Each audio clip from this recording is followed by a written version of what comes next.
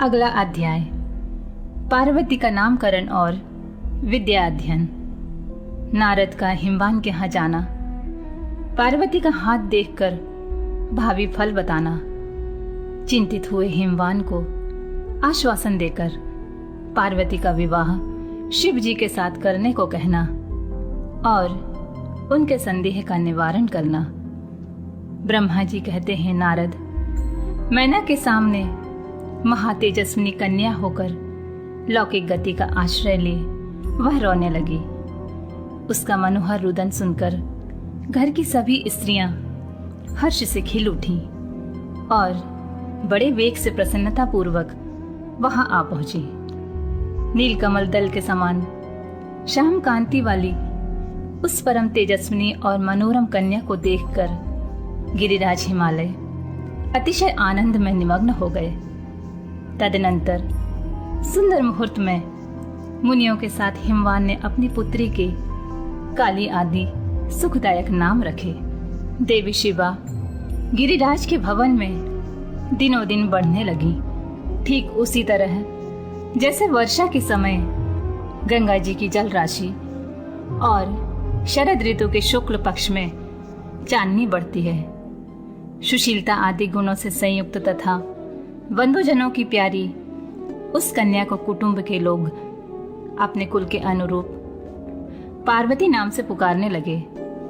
माता ने कालिका को उमा, अरे तपस्या मत कर कहकर तप करने से रोका था मुने। इसलिए वह सुंदर मुख वाली गिरिराज नंदिनी आगे चलकर लोक में उमा नाम से विख्यात हो गई। नारद, तदनंतर जब विद्या के उपदेश का समय आया तब शिवा देवी अपने चित्त को एकाग्र करके बड़ी प्रसन्नता के साथ श्रेष्ठ गुरु से विद्या पढ़ने लगी। पूर्व जन्म की सारी विद्याएं उन्हें उसी तरह प्राप्त हो गईं जैसे शरद काल में हंसों की पात अपने आप स्वर गंगा के तट पर पहुंच जाती हैं और रात्रि में अपना प्रकाश स्वतः महाऔषधियों को प्राप्त हो जाता है मुने। इस प्रकार मैंने शिवा की किसी एक लीला का ही वर्णन किया है। अब अन्य लीला का वर्णन करूंगा, सुनो। एक समय की बात है, तुम भगवान शिव की प्रेरणा से प्रसन्नता पूर्वक हिमाचल के घर गए। मुने, तुम शिव तत्व के ज्ञाता और उनकी लीला के जानकारों में श्रेष्ठ हो। नारद, गिरिराज हिमालय ने तुम्हें घर पर आया देखकर प्रणाम करके तुम्हारी पूजा की और अपनी पुत्री को बुलाकर उससे तुम्हारे चरणों में प्रणाम करवाया। मुनीश्वर फिर स्वयं ही तुम्हें नमस्कार करके हिमाचल ने अपने सौभाग्य की सराहना की और अत्यंत मस्तक झुकाकर हाथ जोड़कर तुमसे कहा। हिमाचल बोले, हे मुने नारद, हे ब्रह्मपुत्रों में श्रेष्ठ ज्ञानवान प्रभु, आप सर्वज्ञ हैं और कृपा पूर्वक दूसरों के उपकार में लगे रहते हैं। मेरी पुत्री की जन्म कुंडली में जो गुण दोष हो उसे बताइए। मेरी बेटी किसके सौभाग्यवती प्रिय पत्नी होगी? ब्रह्मा जी कहते हैं, मुनि श्रेष्ठ, तुम बातचीत में कुशल और कौतुकी तो हो ही। गिरिराज हिमालय के ऐसा कहने पर तुमने कालिका का हाथ देखा और उसके संपूर्ण अंगों पर विशेष रूप से दृष्टिपात करके हिमालय से इस प्रकार कहना आरंभ किया। नारद बोले, शैलराज और मैना, आपकी यह पुत्री चंद्रमा की आदि कला के समान बढ़ी है। समस्त शुभ लक्षण इसके अंगों की शोभा बढ़ाते हैं। यह अपने पति के लिए अत्यंत सुखदायिनी होगी और माता पिता की भी कीर्ति बढ़ाएगी। संसार की समस्त नारियों में यह परम साध्वी और स्वजनों को सदा महान आनंद देने वाली होगी। गिरिराज, तुम्हारी पुत्री के हाथ में सब उत्तम लक्षण विद्यमान हैं, केवल एक रेखा विलक्षण है। उसका यथार्थ फल सुनो। इसे ऐसा पति प्राप्त होगा जो योगी, नंग धड़ंग रहने वाला, निर्गुण और निष्काम होगा। उसकी ना माँ होगी ना बाप, उसे मान सम्मान का कोई भी ख्याल नहीं रहेगा और वह सदा अमंगल वेश धारण करेगा। ब्रह्मा जी कहते हैं, नारद, तुम्हारी इस बात को सुनकर और सत्य मानकर मैना तथा हिमाचल दोनों पति पत्नी बहुत दुखित हो गए। परंतु जगदम्बा शिवा को तुम्हारे ऐसे वचनों को सुनकर और लक्षणों द्वारा उस भावी पति को शिव मानकर मन ही मन हर्ष से खिल उठी। नारद जी की बात कभी झूठी नहीं हो सकती, ऐसा सोचकर शिवा भगवान शिव के युगल चरणों में संपूर्ण हृदय से अत्यंत स्नेह करने लगी। नारद, उस समय मन ही मन दुखी हो हिमवान ने तुमसे कहा, मुने, उस रेखा का फल सुनकर मुझे बड़ा दुख हुआ। मैं अपनी पुत्री को उससे बचाने के लिए क्या उपाय करूं? मुने, तुम महान कौतुक करने वाले और वार्तालाप विशारद हो। हिमवान की बात सुनकर अपने मंगलकारी वचनों के द्वारा उनका हर्ष बढ़ाते हुए तुमने इस प्रकार कहा। नारद बोले, गिरिराज, तुम स्नेह पूर्वक सुनो। मेरी बात सच्ची है, वह झूठ नहीं होगी। हाथ की रेखा ब्रह्मा जी की लिपि है, निश्चय ही यह मिथ्या नहीं हो सकती। अतः शैल प्रवर, इस कन्या को वैसा ही पति मिलेगा, इसमें संशय नहीं है। परंतु इस रेखा के कुफल से बचने के लिए एक उपाय भी है, उसे प्रेम पूर्वक सुनो। उसे करने से तुम्हें सुख मिलेगा। मैंने जैसे वर का निरूपण किया है वैसे ही भगवान शंकर हैं। वे सर्वसमर्थ हैं और लीला के लिए अनेक रूप धारण करते रहते हैं। उनमें समस्त कुलक्षण सद्गुणों के समान हो जाएंगे। समर्थ पुरुष में कोई दोष भी हो तो वह उसे दुख नहीं देता। असमर्थ के लिए ही वह दुखदायक होता है। इस विषय में सूर्य, अग्नि और गंगा का दृष्टांत सामने रखना चाहिए। इसलिए तुम विवेक पूर्वक अपनी कन्या शिवा को भगवान शिव के हाथ में सौंप दो। भगवान शिव सबके ईश्वर, सैव्य, निर्विकार, सामर्थ्यशाली और अविनाशी हैं। वे जल्दी ही प्रसन्न हो जाते हैं। अतः शिवा को ग्रहण कर लेंगे, इसमें संशय नहीं है। विशेषतः वे तपस्या से वश में हो जाते हैं। यदि शिवा तप करे तो सब काम ठीक हो जाएगा। सर्वेश्वर शिव सब प्रकार से समर्थ हैं। वे इंद्र के वज्र का भी विनाश कर सकते हैं। ब्रह्मा जी उनके अधीन हैं तथा वे सबको सुख देने वाले हैं। पार्वती भगवान शंकर की प्यारी पत्नी होगी।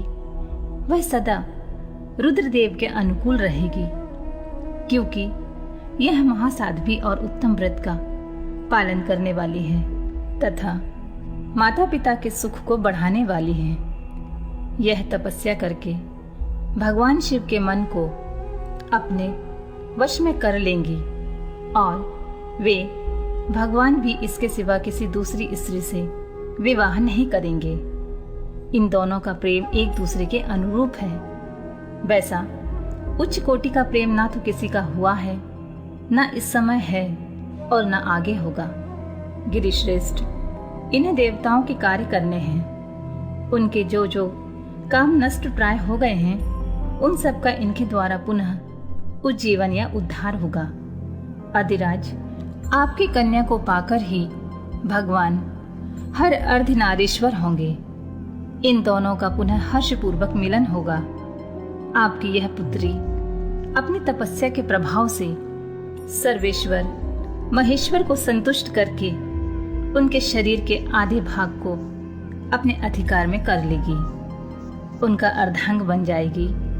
गिरिश्रेष्ठ, तुम्हें अपनी यह कन्या भगवान शंकर के सिवा किसी दूसरे को नहीं देनी चाहिए।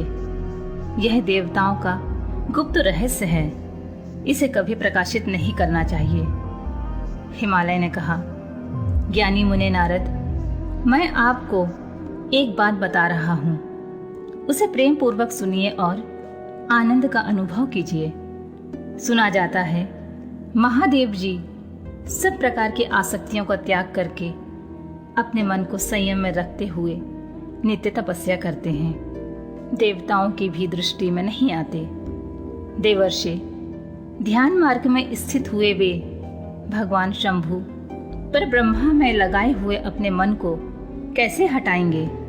ध्यान छोड़कर विवाह करने में कैसे उद्यत होंगे? इस विषय में मुझे महान संदेह है। दीपक की लौ के समान प्रकाशमान, अविनाशी, प्रकृति से परे, निर्विकार, निर्गुण, सगुण, निर्विशेष और निरीह जो पर ब्रह्मा है, वही उनका अपना सदाशिव नाम स्वरूप है। अतः वे उसी का सर्वत्र साक्षात्कार करते हैं, किसी बाहरी अनात्म वस्तु पर दृष्टि नहीं डालते हैं। मुने, यहाँ आए हुए किन्नरों के मुख से उनके विषय में नित्य ऐसी बात सुनी जाती है। क्या वह बात मिथ्या ही है? विशेषतः यह बात भी सुनने में आती है कि भगवान हर ने पूर्व काल में सती के समक्ष एक प्रतिज्ञा की थी। उन्होंने कहा था, दक्ष कुमारी प्यारी सती, मैं तुम्हारे सिवा किसी दूसरी स्त्री का अपनी पत्नी बनाने के लिए न वरण करूंगा न ग्रहण। यह मैं तुमसे सत्य कहता हूं। इस प्रकार सती के साथ उन्होंने पहले ही प्रतिज्ञा कर ली है। अब सती के मर जाने पर वे दूसरी स्त्री को कैसे ग्रहण करेंगे? यह सुनकर तुमने कहा, महामते गिरिराज, इस विषय में तुम्हें चिंता नहीं करनी चाहिए। तुम्हारी यह पुत्री काली ही पूर्व काल में दक्ष कन्या सती हुई थी। उस समय इसी का सदा सर्वमंगलदायी नाम सती था। वे सती दक्ष कन्या होकर रुद्र की प्यारी पत्नी हुई थीं। उन्होंने पिता के यज्ञ में अनादर पाकर तथा भगवान शंकर का भी अपमान हुआ देख क्रोधपूर्वक अपने शरीर को त्याग दिया था। वे ही सती फिर तुम्हारे घर में उत्पन्न हुई हैं। तुम्हारी पुत्री साक्षात जगदम्बा शिवा है। यह पार्वती भगवान हर की पत्नी होगी, इसमें संशय नहीं है। नारद, ये सब बातें तुमने हिमवान को विस्तार पूर्वक बताई। पार्वती का यह पूर्व रूप और चरित्र प्रीति को बढ़ाने वाला है। काली के उस संपूर्ण पूर्व वृतांत को तुम्हारे मुख से सुनकर हिमवान अपनी पत्नी और पुत्र के साथ तत्काल संदेह रहित हो गए।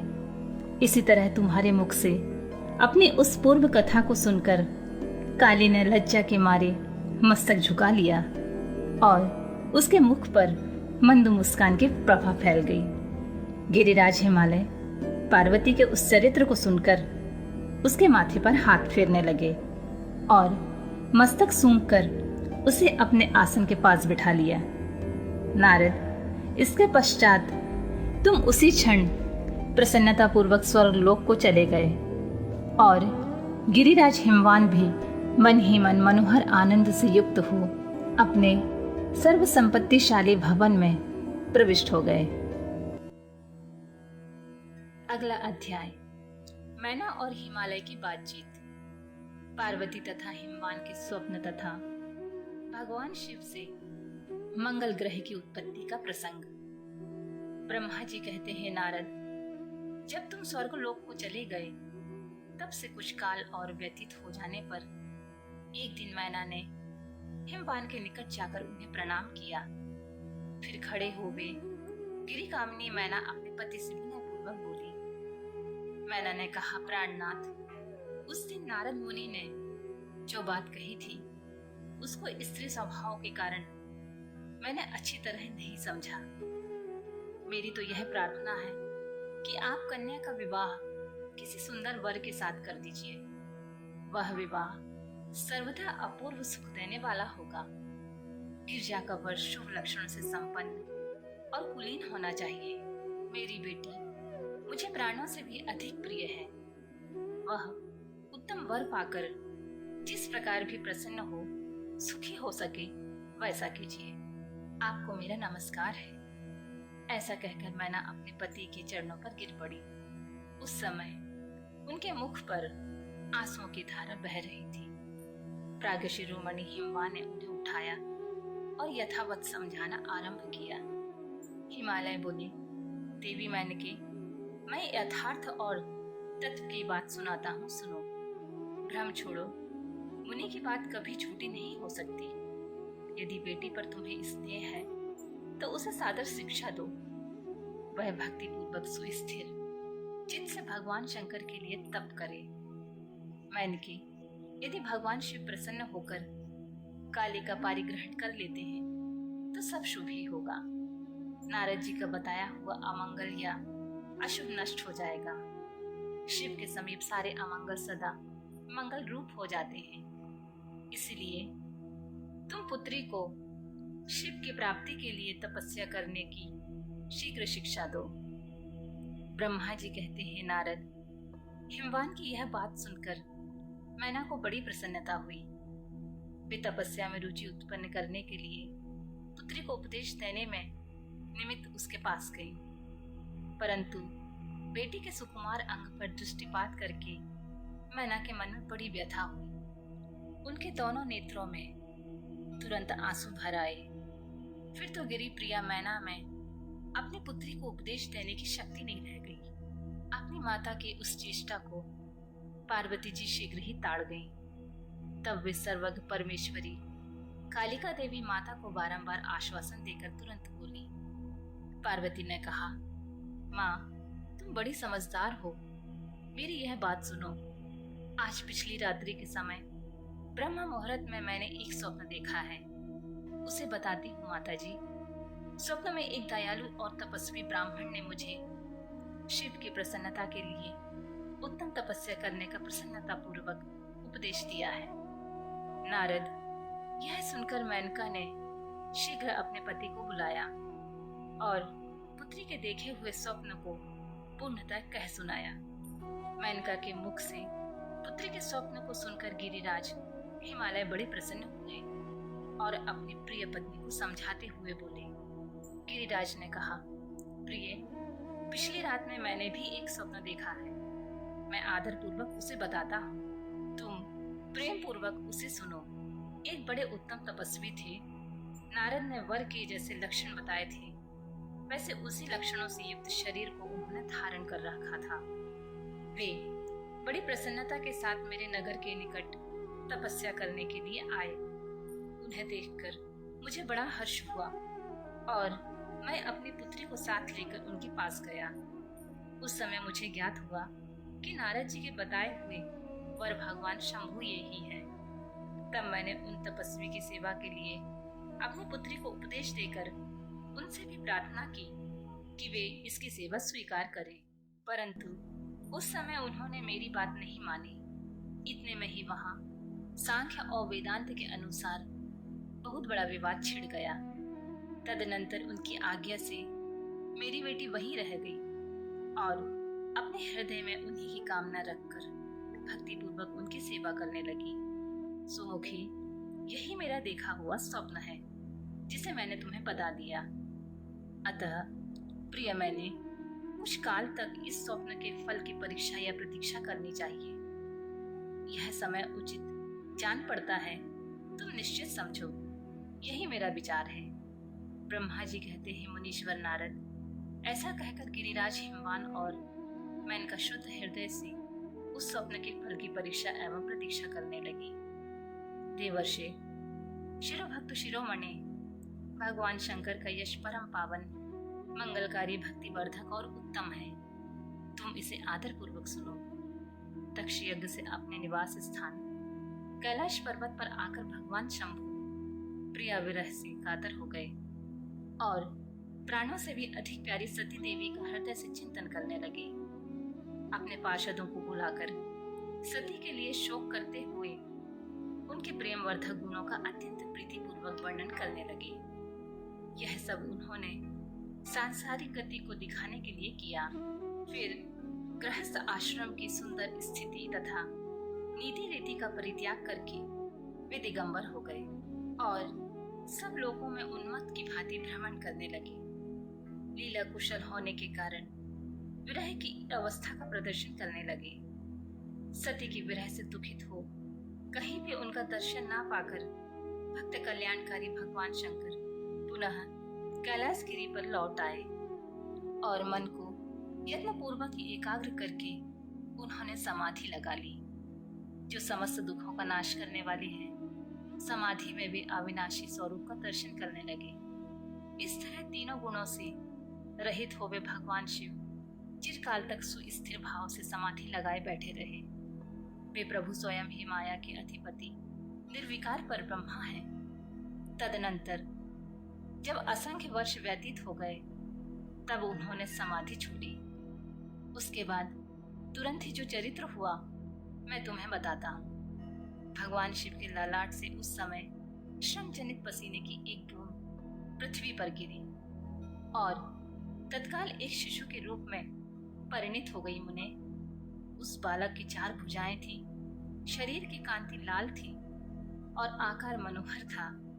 दिव्य द्युति से दीप्तिमान वह शोभाशाली बालक अत्यंत दुस्सह तेज से संपन्न था। तथापि उस समय लोकाचार परायण परमेश्वर शिव के आगे वह साधारण शिशु की भांति रोने लगा। यह देख पृथ्वी भगवान शंकर से भयमान उत्तम बुद्धि से विचार करने के पश्चात सुंदर स्त्री का रूप धारण करके वहीं प्रकट हो गई। उन्होंने उस सुंदर बालक को तुरंत उठाकर अपनी गोद में रख लिया और अपने ऊपर प्रकट होने वाले दूध को ही स्तन्य के रूप में उसे पिलाने लगी। उन्होंने स्नेह से उसका मुख चूमा और अपना ही बालक मान हंस हंस उसे खिलाने लगी। परमेश्वर शिव का हित साधन करने वाली पृथ्वी देवी सच्चे भाव से स्वयं उसकी माता बन गई। संसार की सृष्टि करने वाले परम कौतुकी एवं विद्वान अंतर्यामी शंभु वह चरित्र देखकर हंस पड़े और पृथ्वी को पहचान कर उनसे बोले, धरणी तुम धन्य हो, मेरे इस पुत्र का प्रेम पूर्वक पालन करो। तुम श्रेष्ठ शिशु मुझ महान तेजस्वी शंभु के श्रम जल पसीने से ही तुम्हारे ऊपर उत्पन्न हुआ है।